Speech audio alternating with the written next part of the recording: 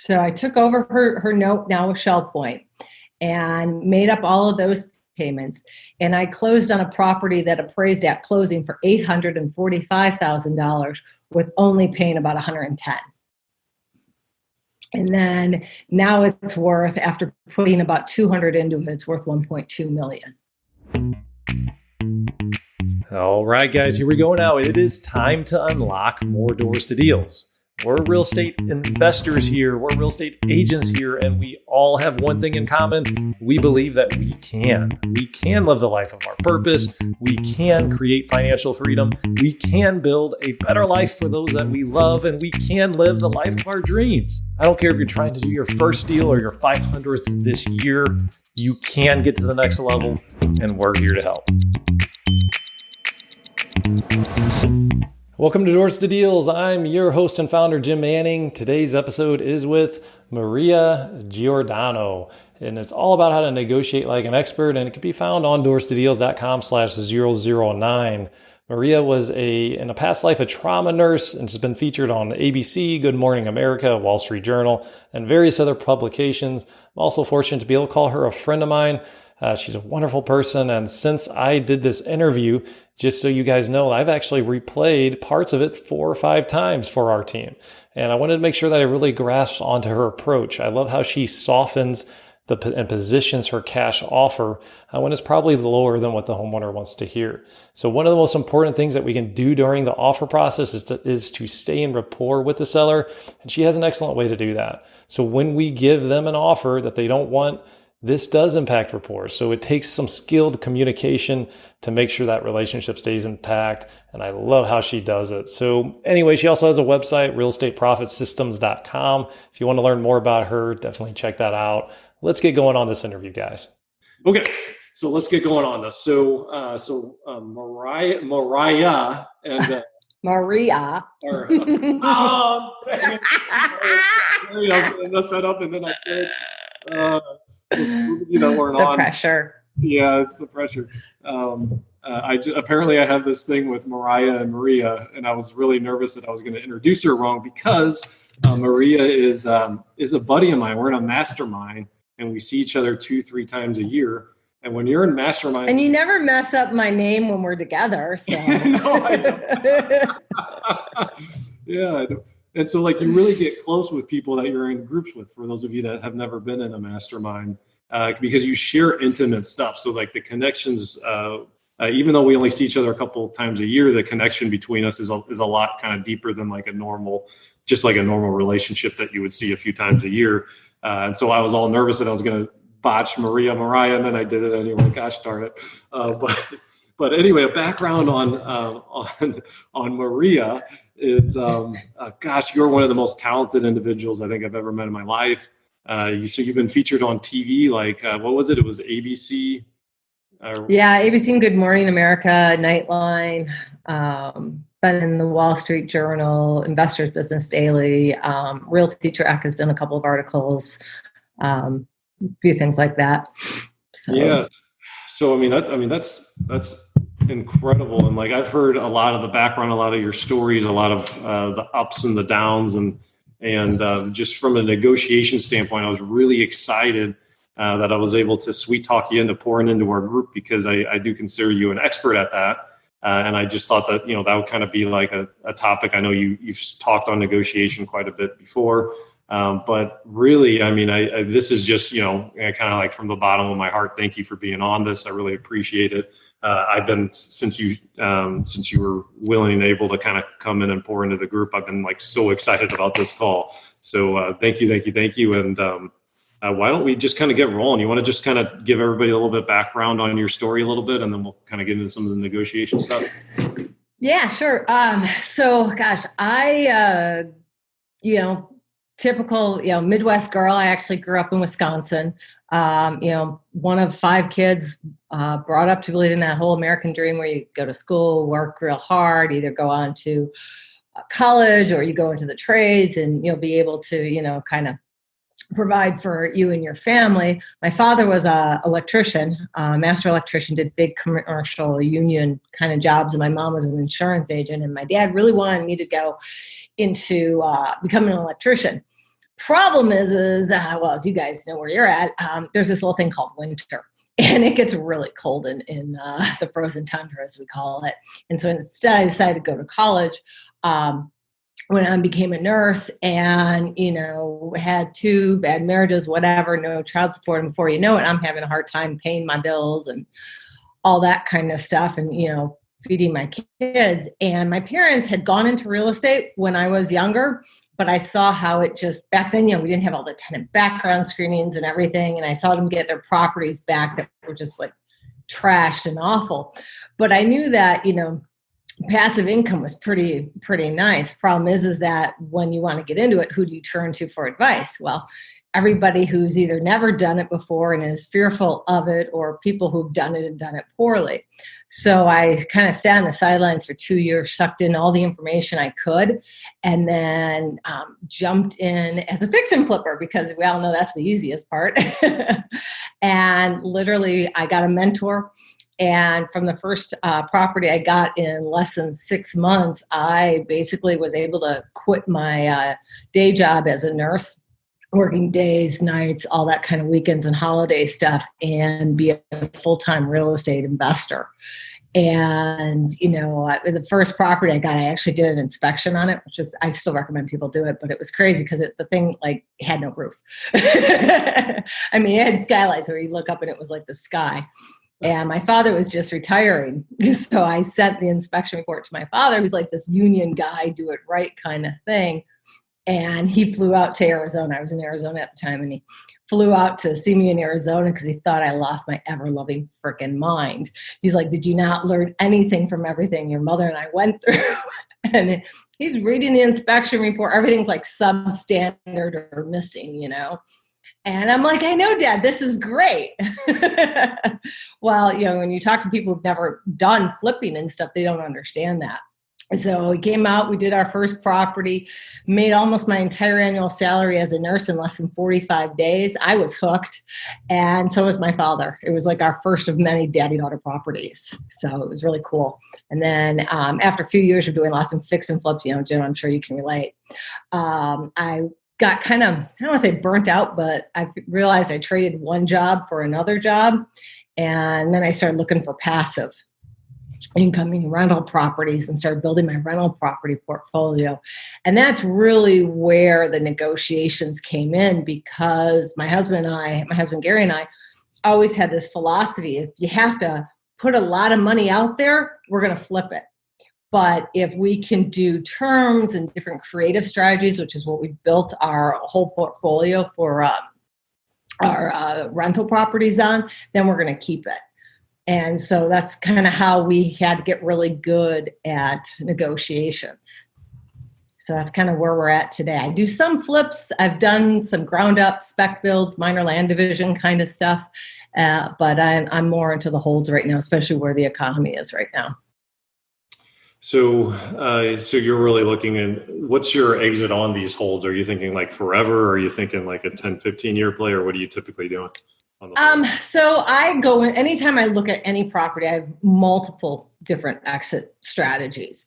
I also did assisted living facilities and stuff. So, but again, I don't like having a ton of employees. So one of my exit strategies is, okay, if I get a property, can it, and I've also done that with adolescent group homes, stuff like that. Hey, then, Maria, on my end, what you just said cut out. I don't know if it happened to anybody. Sorry. You said if I can get a property, then Zoom just kind of cut out on us. Can you repeat what you did? Sorry. So no worries. So if I have multiple exit strategies I look at, and one of them is I used to do assisted livings and stuff like that. And so I'll look at a property and, okay, what's the straight rental going to be on it? So maybe the straight rental might be $1,400 or $1,500. Well, what if I were to license it as an assisted living or a group home and lease that out to somebody else? Well, now I'm either doubling or tripling my rental on that. So instead of getting, say, a $1,500 rent, maybe I'm getting a $3,000 or $5,000 rent on that. So tell me more about when you say lease it out to someone else. Are you saying like the person that actually runs the assisted living? Yep. Or, okay. Yep. So basically, renting it out as like a business. So if somebody else wants to come in there, wants to run an assisted living or a group home out of there. Now it's more of a commercial deal, even though it's a residential.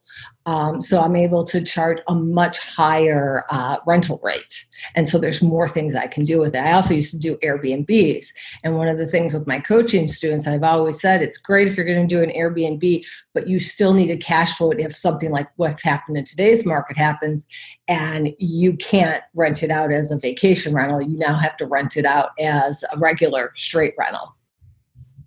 So I'm looking at, for my portfolios, I'm looking at different ways to do them. But when I keep a property, every year I kind of go through my portfolio and the low hanging fruit, whatever that I don't necessarily want to hang on to, I might sell off and then get more stock or more inventory. Okay, so real quick, so on the so let me sum up what you're saying here, because I want to slow this down just a little bit because there's a lot of quality nuggets in here. So when you buy a property, the first thing you're making sure for a rental is that it cash flows on it, just a straight up rental the way that you want it to, regardless if you do an assisted living or an Airbnb or whatnot. To buy it, it has to match your numbers for the straight rental.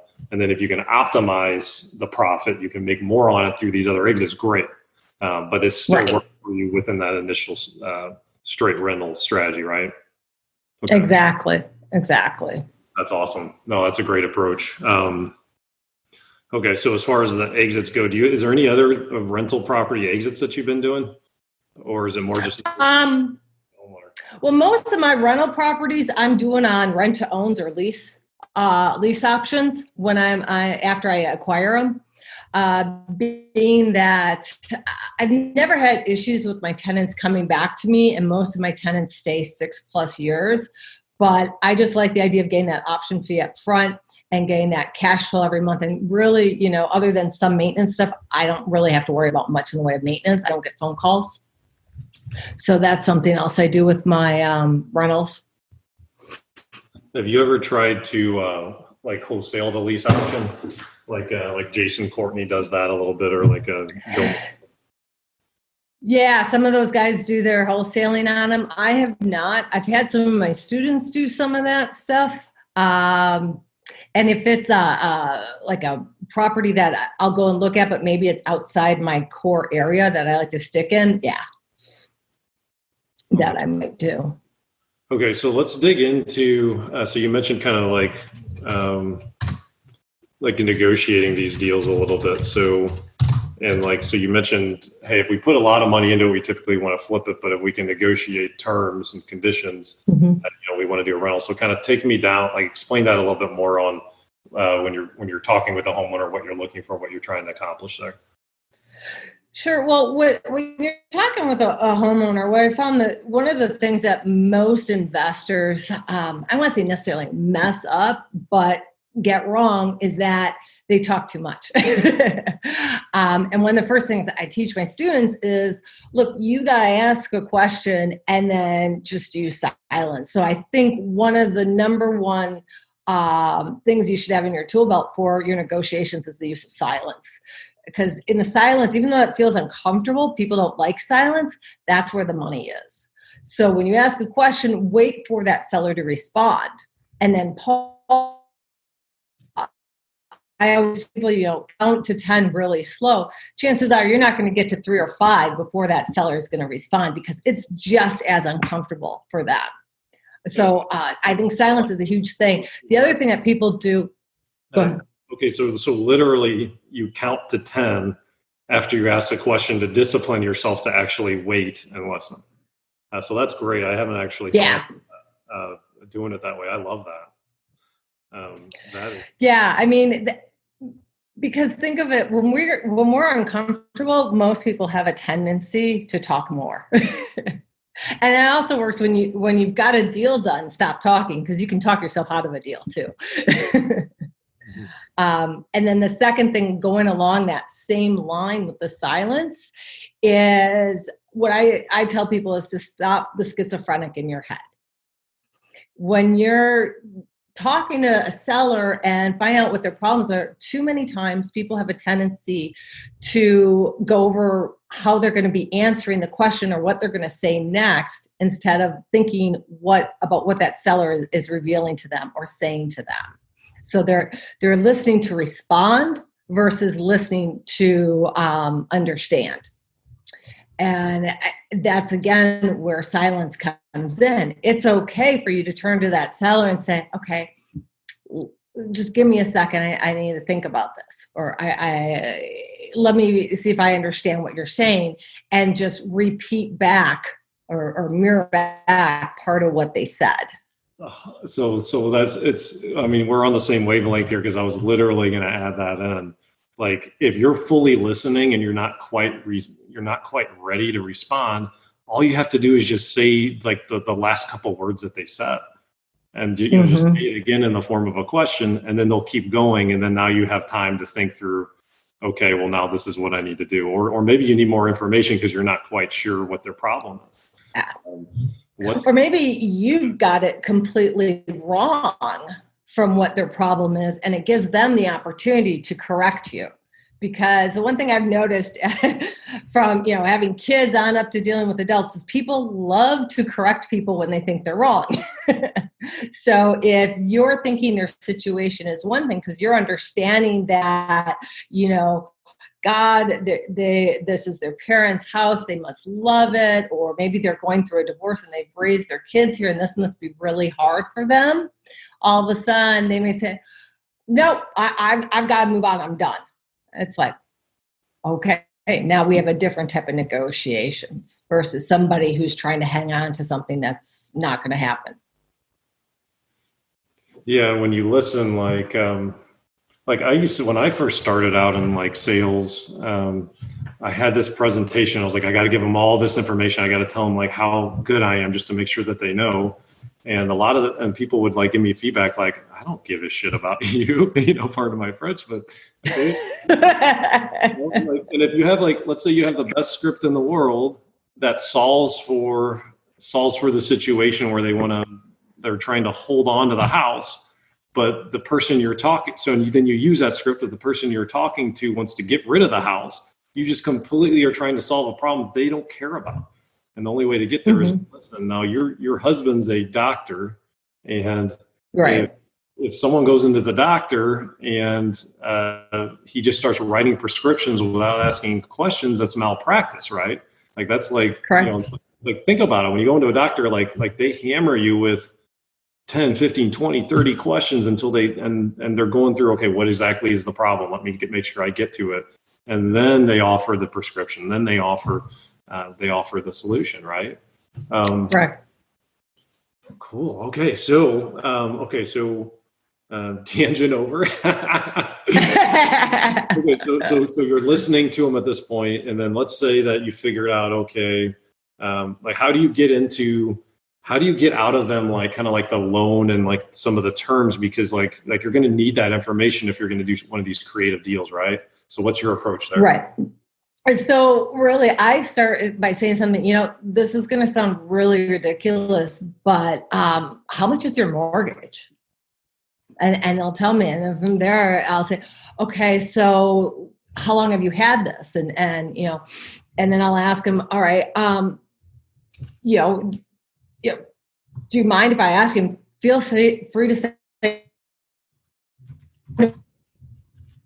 property. Or on this house. And sorry, I cut out again. Can you the last 10 seconds? Sure. So I'll ask him, this might sound ridiculous, but how much is your mortgage? Feel free to say no, but what do you owe on your property? How much left do you have? So basically what I'm trying to find out is, what are their payments? How much do they owe? And what do they think their property is worth? So what do you do to handle an objection there that says, well, I'm not comfortable. Why would you need to know that? I'm not comfortable. I almost never, I think in the decade plus I've been doing this, I've only had a couple of people maybe say that to me. And honestly, I've just approached it back from, I want to be able to help them. And I said, well, all these numbers really help me to better understand where you're at and how maybe I can help you. And then they're just like, oh, okay. And then you can even flip it, guys. Like, well, like, I see that you're scared of telling me this information. Why are you, like it feels like it feels like you're scared. Is that the case? Is something else going on here that I need to know about? Oh, well, some other investor screwed me over. Okay. Right. Well, I have another thing that I have to deal with now, but you can just flip it even with a question there, right? Exactly. And that's the other good point, is that the person who's doing the asking or asking the questions, that's the person in control. And that's the easiest way to regain that control as well, is if they start asking you questions, flip it and ask them a question. Because if they start putting you on the defensive by asking you question after question, you're losing control in your own negotiations. Absolutely. Okay. So, hey guys, I forgot to, normally I preface this. So this is a real special opportunity for us. We're going to have some time at the end to ask Maria questions. So if you want to chat now the questions, I'll try and get to them as well. So it's Alt H, or just hit the chat button on your screen if you're on the actual Zoom call. I think you can even chat from your phone too. But yeah, let's use, if you guys have anything as we're going through, I'll try and monitor the chat box too. Okay. Okay. So the person asking the questions is in control. Okay. So let's go through the scenario. So hey, I owe $100,000 on the house. I've owned it for 20 years. And like, you're already eyeing this up as like a rental, right? Like now, like what process do you go through to try and beforehand, I've already gotten a good idea, what I think the property is worth, what I think it'll rent for. I still ask them, what do they think their property is worth, and they know, they've all been on Zillow or Trulia or Redfin or whatever. They've got an idea. Sometimes it's very unrealistic, but and then I also ask, okay, I want to find out if there's a lot of tenants in the neighborhood. I'll ask them, look, you could live anywhere. Why here? Why such a nice neighborhood like this? Because I also want to find out what are the problems in their neighborhoods. And a lot of times they'll tell you, what the issues are there. And then I ask them too, what do they believe it will rent for? And so once I get those numbers, I start to find out is, okay, well, this is going to sound completely crazy, but, what if I understand that it seems like you've had a hard time trying to sell this property. Would it be okay, or would you mind if I give you what you want for your property? So if they want, say the property is maybe even upside down slightly, and they really want 110,000, and it's only worth like 100 or whatever. Say, well, would you mind if I gave you 110,000? And then they like, well, no. I said, okay, well, I need to ask you a favor though. Would you be able to help me out? I said, I can give you, I would be willing to, or I'm able to give you whatever down. And many times my deals are nothing down in subject twos, where I'm paying all closing costs. So I start gaining an idea. And what I really like to do is take them through 3 different kind of offers. And I'll set them up, I'll anchor them to my lowball offer. And this is something I think especially fix and flippers and wholesalers, need to do a lot more to get deals. But I'll say, look, I don't even want to tell you what my cash offer is going to be. It's nowhere near what you want. You're absolutely not going to like it. You're going to get mad at me. You're going to think I'm just another dirtbag investor. So I really don't want to tell you it. Well, when you tell somebody that you're not going to tell them something, or they can't have what do they want? They want to know what it's going to be. So I make them promise that they're not going to get mad at me or whatever. So even if I'm the 7th person in there giving them a lowball offer, I'll say, look, those other offers really weren't that bad, and mine's not going to be any better. So if you want me to tell you what it is, I'll tell you, but you got to promise me you're not going to throw me out. You're not going to yell at me. And by this point, they think I'm being kind of ridiculous. But my lowball cash offer, they're like, oh, okay. we're having just a choppy with the internet. Oh, okay. Last 10 seconds again. Sorry. This is No gold. problem. Hey, this is gold. This Okay. So 10 seconds, please. by the time I've set them up for my lowball offer and I give it to them, many times what I've found is in their mind, they've actually gone to a price that's much lower than the one I'm giving them. And many times they'll say, oh, that wasn't as bad. Or if it does suck, they'll be like, ouch, that does hurt. I said, okay, well, here's a couple of other things I can do.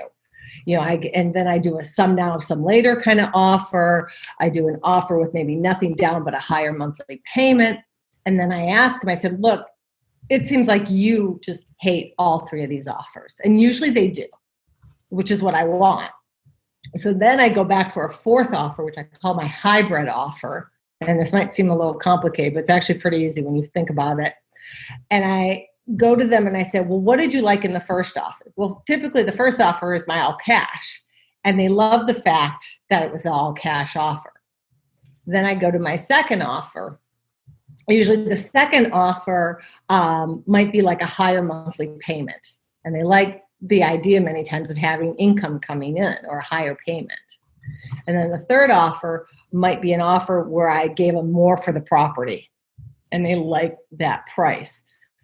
So from there I say, well, honestly, correct me if I'm wrong, but it doesn't seem like we're too far apart here. We can probably make something work if you really want to sell your property. I mean, if you don't want to sell it, I totally understand. And from there, we kind of come up with that fourth hybrid offer that they create, but I guided them through it using the other three offers. Okay, so hey, real quick, just logistically on this. So this is all within one appointment, right? You don't preview it, do repair, come back on a second appointment. This is all the time. So you've done, is it an hour worth of prep so you really know what the ARV is or what the property's going to sell for? Yeah, I mean, it's typically, some of my rural areas, it's a little harder to get your ARVs real quick. But typically, if it's an area you're consistently farming and stuff, you know what your ARVs are going to be. If you're not as an experienced investor, it's okay to go back and say, hey, look, let me set up a second appointment. I need to look at some numbers here, repairs, that kind of stuff, and go back. Because that's what I used to do. More often was going back. Now I'm doing an hour to 2 hour appointment. Most of mine are probably closer to 2 hours, where I'm really going through the property. I know my repairs. And if I'm doing a rent to own, chances are I'm just cleaning the property. I'm not looking at repairs. But I still kind of do a repair list in case it's a flip or whatever. And then we're formulating those offers right there. The other thing that I have the seller do is I have the seller take me through their property. Okay. And I'll ask them, I'll say, so if you were to stay, what would you do? Because I want to get an idea where they're at in their mind. If they really think that, hey, it doesn't need anything in their mind, or if, I would gut this out, I would do this. And then I'll ask them, I say, oh, wow, really? That's awesome. If I can ask you, what do you think that would cost? So I want to find out if their idea of, gutting a huge kitchen with an island is 10 grand or if it's 60 grand. Yeah, and then that's your time to do rapport, to get into rapport as well. So one of the things that I just want to call out here, guys, I don't know if anyone else is noticing this, but do you notice how great of a job she does with her phrases and like softening things? And what I mean by that is there's two ways to do it. It's hey, here's $100,000 offer, take it or leave it. If you don't like it, I'm going to the next one.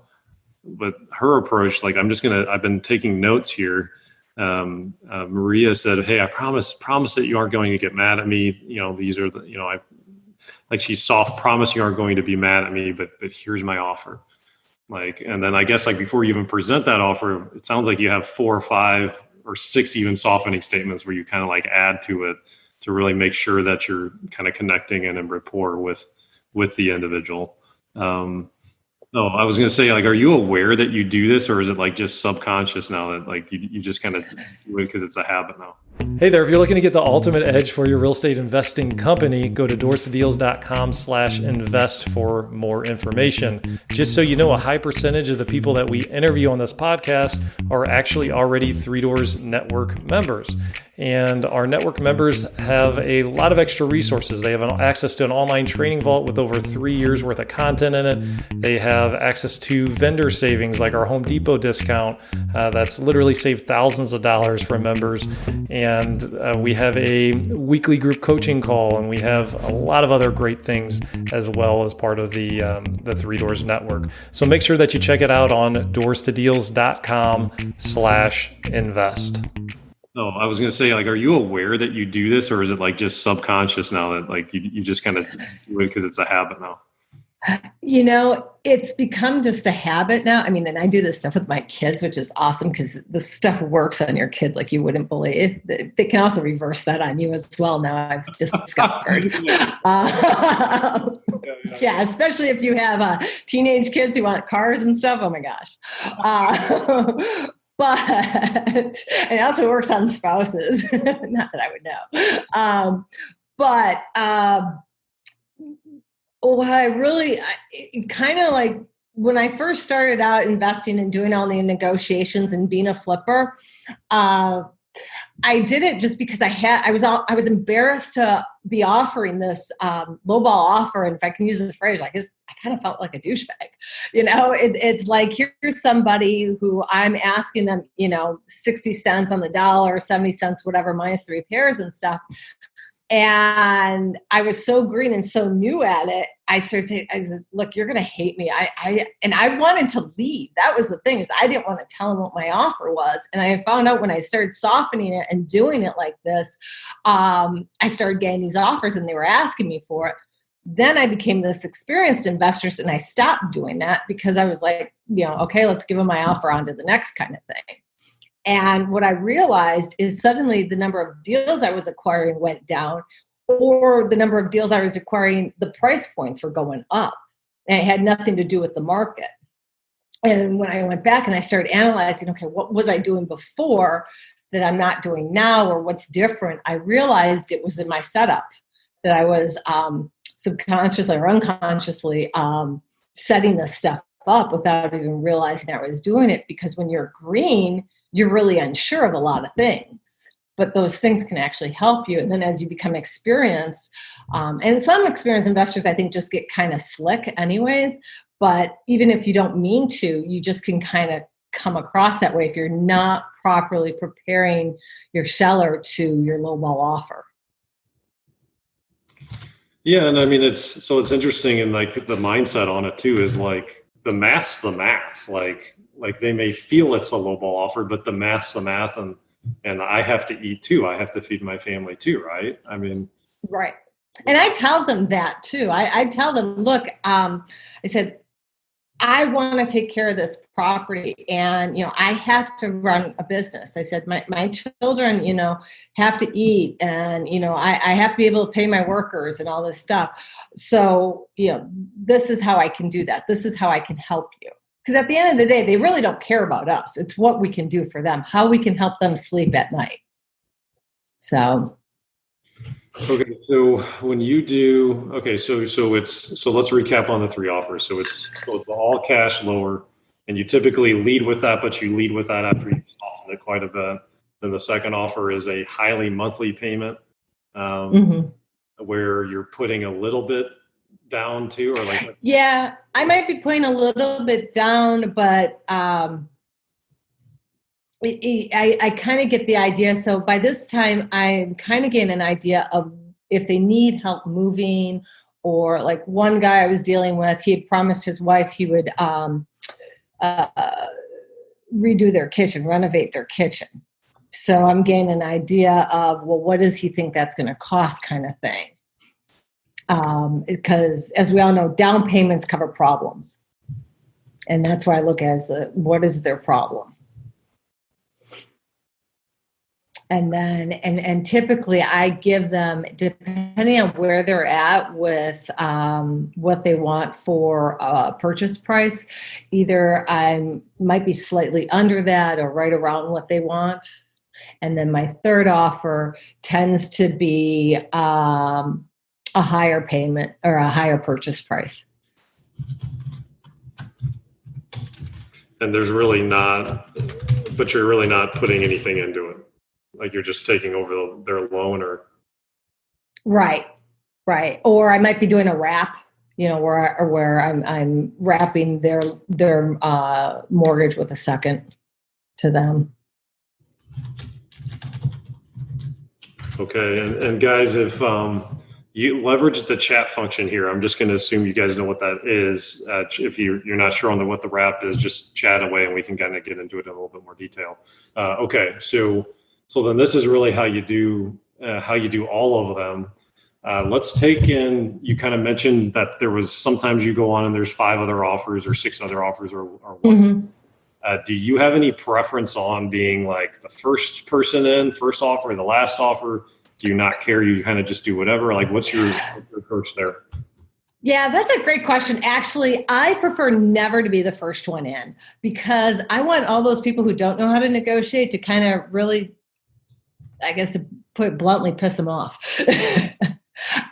Because by the time I come in, if I'm somewhere in the middle or to the end, and I've even told people here, it sounds like you've got a lot of people to talk to. Why don't you call me after you've talked to them? I said, just make sure, and I'll follow up as well. But I prefer to be towards the end or last because everybody else, chances are, have just lowballed them. Very few people are actually offering some type of a structured offer. Most of them just want to fix and flip it, which is okay, but they're just making their offer and leaving, like take it or leave it. Okay, so the downside with waiting, guys, is someone else gets in there and maybe they are a gifted negotiator and they just lock it in on the spot, like before you even get in there. Do you have any softening statements, or do you have anything that you've used to just kind of try and increase the likelihood that doesn't happen, so you can at least get in there and have a shot at the property? How do you do that? Yeah, I tell them basically, I said, look, you're probably going to get a lot of great offers, and I don't want to be one of those people that pressure you in any way. But if you wouldn't mind, if you could just do me a favor, if you get an offer you really like, give me a call. I may be able to I said, there's nothing I can do to get in there and see your property earlier. I may be able to help you, or my offer may be better, but I won't know unless you can help me out and let me know. And then I'll say also, make sure, because we've all dealt with other deals that have fallen through. And I see this more and more lately where investors will give them their offer, it's almost too good to be true because it is, and they don't have the funds to close. And I'll tell them, I said, look, you're going to want to make sure that person has the ability to close as well.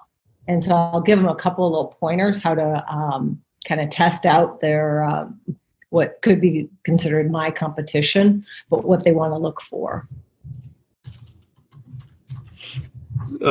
So what's the, tell me like why you do that on like the pointers. What are you trying to accomplish with for the homeowner at that point? I mean, a couple of things. One is obviously I do want them to call me because I do want to see if there's anything I can do. But 2 is I don't want to see them get hurt at the end of the day. And I've met too many people who, either their house is going into foreclosure or something's going on where they have to sell it. Or recently I had a little lady who moved out of the house with her husband. He's got dementia, and these investors are going back. They've got the price locked in and are going back and asking for a huge price drop of several tens of thousands of dollars. And, she's beside herself kind of stuff. So that's what I want to avoid, them having, counting on somebody who then isn't going to deliver. Oh yeah, that makes total sense. Absolutely. And also it makes all of us look bad as investors when there are people out there doing that. Now, do you buy any properties from wholesalers as well? Or are you typically directly occasionally. I haven't had any wholesalers that are really giving me deals worthy enough. And by that I mean if I'm flipping, I like a lot of meat on the bone. I mean, I told you about that one I did in last year that had over $400,000 in profit just the day I closed on it. Most of the wholesale deals that I'm getting sent, very few are any type of a buy and hold deal, meaning a seller finance deal. And the flips I'm not going to flip a property to make $5,000 or $10,000, not on a $200,000-$300,000 property. So why don't you, can you walk us through just a deal story on like not necessarily like the full rehab or anything like that, but just like from the lead to the, like what happened with the homeowner. And if you want to share the 400,000 one, great. If something else pops to your mind, cool. Can you kind of share with us a little bit of details on?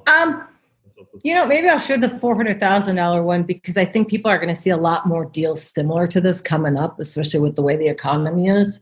Okay. So I'm also known for buying properties via FaceTime, Skype, that kind of stuff. If my numbers match up and what I'm seeing on the other end on the video, I'll buy the property. So this was a property that I had on one of my Zillow searches. It popped up. It was a pre-foreclosure property in rural Pennsylvania, Amish country, and I'm in Phoenix. And typical me, I send a letter, didn't hear anything back. And I knew the auction dates were, I want to say it was coming up on 45 days or something like that away. So my husband was actually in the area, and he went and knocked on the woman's door. And no answer. She had a couple of mastiffs. So he's like, okay, well, I'll go knock on the neighbors' doors. So he knocks on the neighbors' doors, found out the woman was going through a divorce. She'd been going through the divorce for actually 8 years, horrible divorce. And she wanted to move back to Boston. And we left our number. And sure enough, less than 24 hours later, I think it was only a couple hours later, she calls me up on the phone.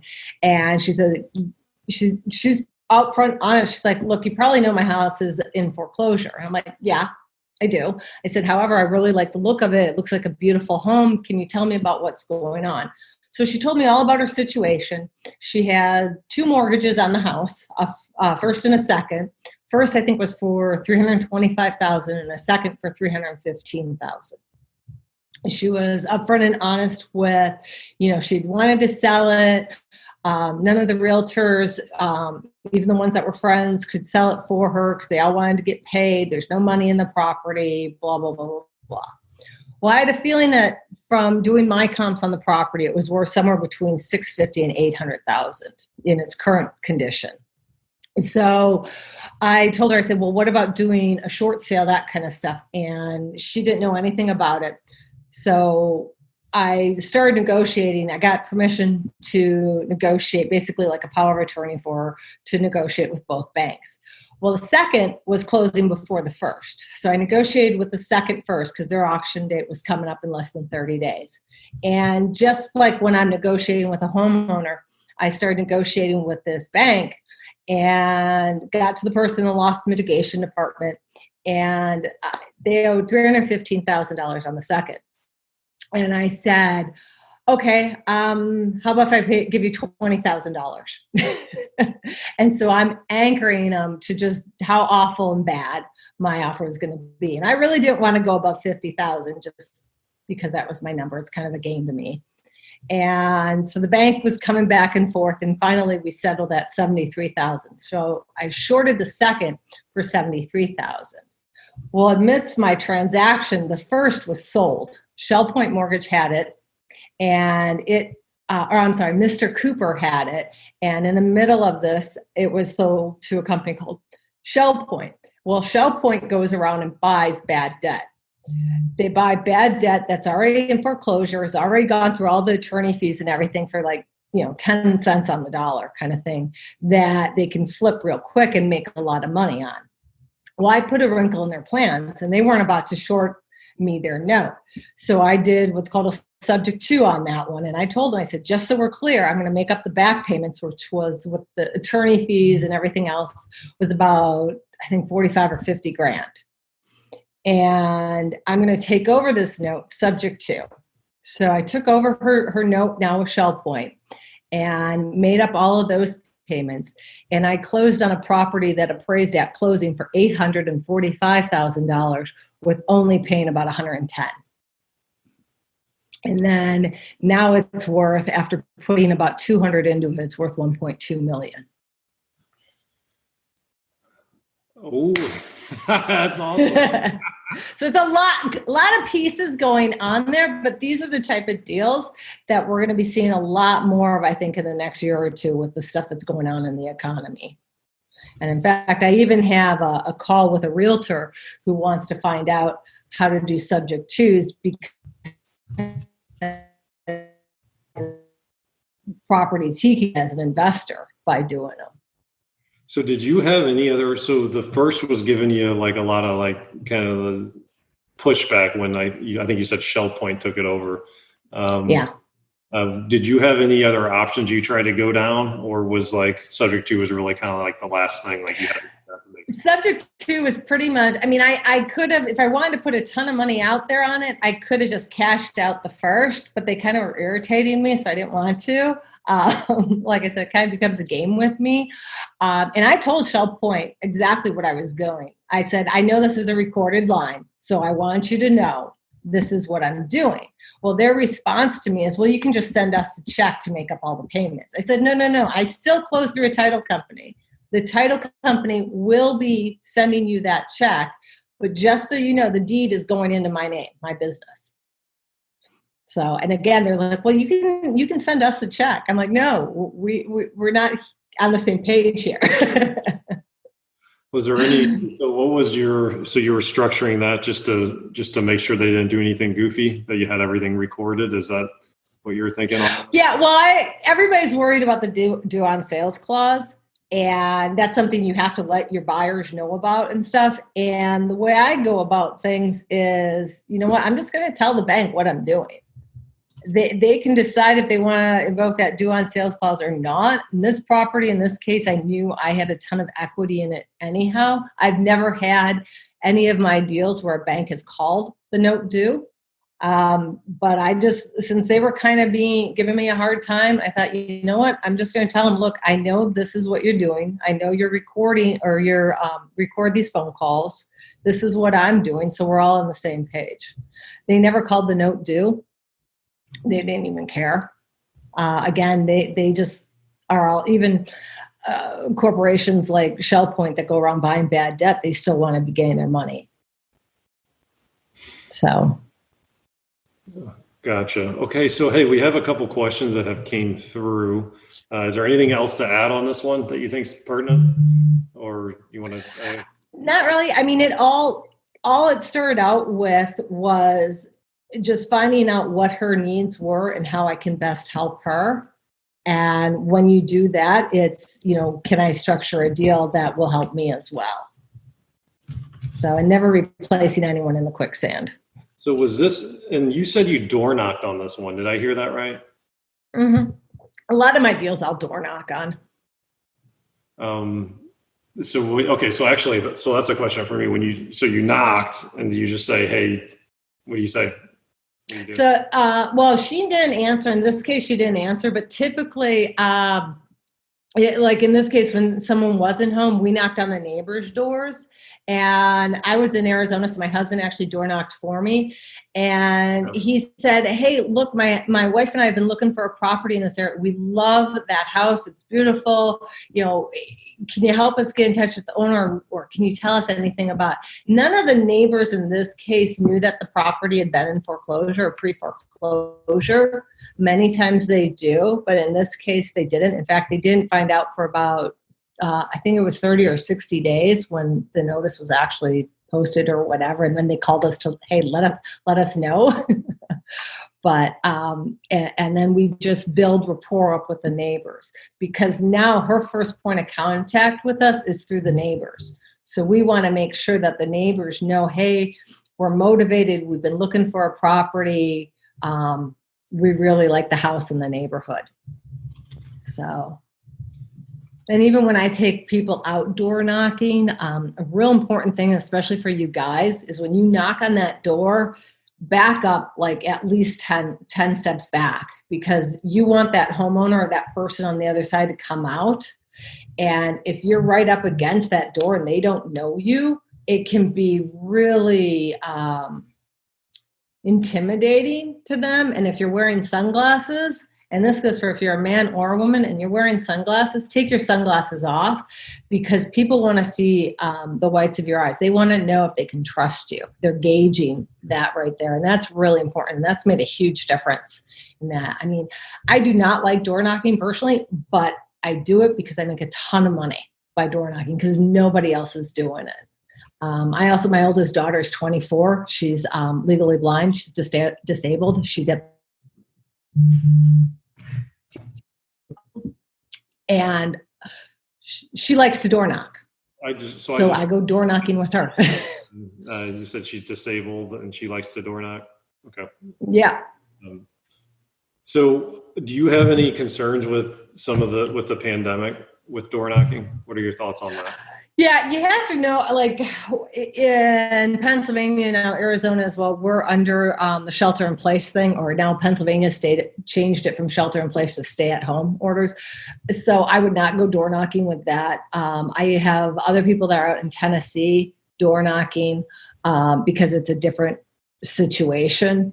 I'm calling people. I've seen a lot more FSBOs and stuff than ever right now, especially in the last couple of weeks. My FSBOs have just like gone up huge. And so those I'm calling, and if they're comfortable, I'll go and take a look at them. Okay. But again, it depends on where you are. So do you think like once this is through, like are you just thinking I'm just going to door knock like I always have? Like, do you have any concern there being any like lingering effects or anything like that? What do you think? No, I mean, honestly, from what my husband and I both know of with our medical background and with the coronavirus and stuff, it's, you need to take precautions anyways. I mean, hand washing, all that kind of stuff. But if you're not in one of those demographics that are most harmed by this virus, meaning older people, people with compromised immune system, other heart disease, asthma, different stuff like that, then, I feel fine. And you're not going home to somebody also who has something like that, because you want to be mindful of what you're bringing home. So Jim Manning should not be doing that because my wife has asthma. Okay. So the door knocking. So here's the one interesting thing that I want to bring up on the door knocking too, is like there's what's that saying? Like you have to have money to make money. There's strategies like door knocking that are high hustle that just take, $5 worth of gas to like get to a couple of these properties. Right. And it's really time intensive too. So there are lead generation strategies that you can do that don't necessarily cost a lot of money. And the one thing I love about door knocking is how, like, I think there's some really deep deals, some really profitable deals you can do because let's say there's a list of 1,000 homes that you send mailers out to, and maybe 10 of them come back as like, hey, the homeowner's not receiving mail for whatever reason. Well, now you have the ability to, everyone else that's sending mailers to those addresses, like they're not going to get a hold of that person. So by door knocking, like you just have such a great opportunity. And that's huge, because the other thing I was going to add to that, Jim, is most people don't know what to do with their return to senders list, meaning the responses that they get back. Make a door knocking route based on that and go and door knock on that door. Well, no one's answering. Maybe it's a vacant house, maybe a tenant's in there, whatever. Now you have an excuse to door knock on the neighbors' houses. I go 2 on either side and at least 3 across the street. Say, hey, I sent them a letter. Could you tell me what's going on? I love their house and I want to buy it. And if it's the distressed house, let me tell you, neighbors are very, very willing to help you try and find that person or that family member. Maybe it's somebody who died. That's great. That is a great tip. So we have a couple of questions that came through. We better get to them because we're getting close on time. So Bryant asks the question, so how often do you get a no from your negotiations now as far as, out of every 10 offers, like how many do you end up getting under contract? It depends. I actually love no's because no is really, in my opinion, it's the beginning of the negotiations. Now it's how you can find out what do they object to. And people say no typically because you haven't overcome their objections. And now it becomes more of whether or not I'm able to structure a deal that's high profit for me. I like a lot of cash flow. So typically I want $500 to $700 in cash flow from my properties. When I go from that route, probably out of 10, I get 3 because again, I'm a greedy capitalist, my husband says. But I situation where, I have a tenant that can't pay, I still have to pay that seller. So what am I going to do? If I'm just going after, $200 in cash flow, and again, out of this comes all of my expenses, my taxes, my maintenance, my property management still gets paid, all of that stuff. So after that, I want to be able to cash flow. So if I'm going after, 200, I might be up to, depending on the area of the country, 4 or 5 out of 10. It really depends. And then what's the typical price points on these that you're doing? Just so we can gauge. Ours is like 186 is our median price. Yeah. So Arizona is much higher. That's in the $200 to $300 range. In Pennsylvania and Wisconsin, I'm a little more over the map. I can find some killer deals here in Pennsylvania starting at like $35,000. My average one's probably around 100, 150. Same within Wisconsin. It's a little higher. Okay.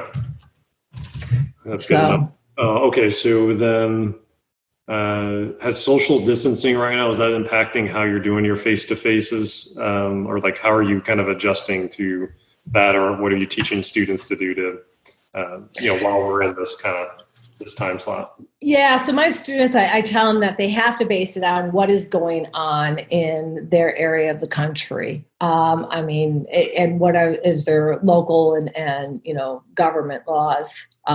What have they been put in place? If you're at a stay-at-home or shelter-in-place, I don't recommend going out necessarily and doing it. Now, if it's somebody who is really, desperate or something's going on, there might be a reason that might be considered an essential call. I have been told in Arizona that real estate is considered essential. And I was just told last night here in Pennsylvania, real estate is considered essential. So you can still maintain that social distancing and view a property or whatever, especially if it's a vacant property. I don't know that I'd recommend doing that in like New York City or some of those other hot spots. The things I am doing, though, is a lot more via phone. I've already done, like I mentioned earlier, seeing houses. The one I mentioned in Pennsylvania, I bought that without ever physically, being at it, just by Skype. And then, of course, if you have an iPhone or whatever, there's FaceTime, different ways that you can look through a property. Great. So one last question, and then we'll wrap it up. So Bonnie wants to know the assisted living group home basics.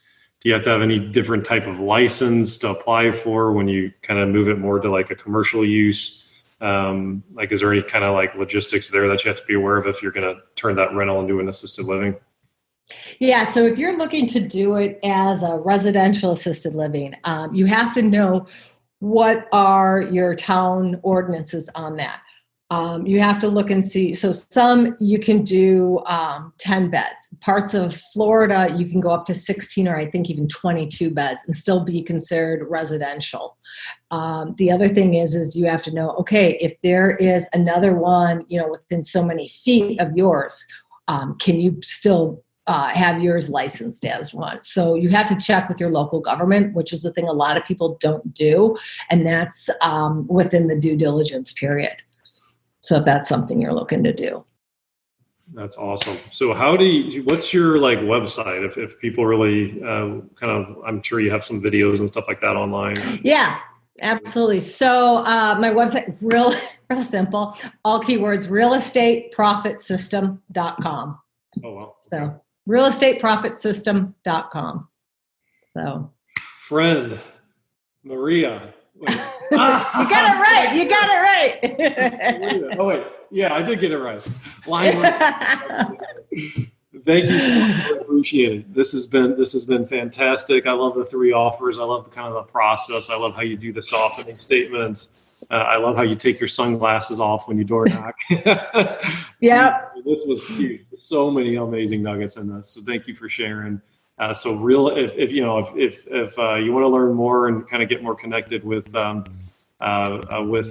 Maria. I'm like choking So on funny. it. It's totally in my head. realestateprofitsystem.com.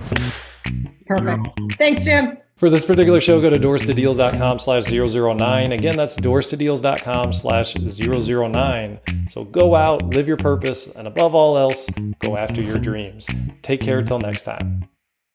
Thanks for tuning into this show. For more episodes and resources that will unlock Doors to Deals, check out our website, doorstodeals.com.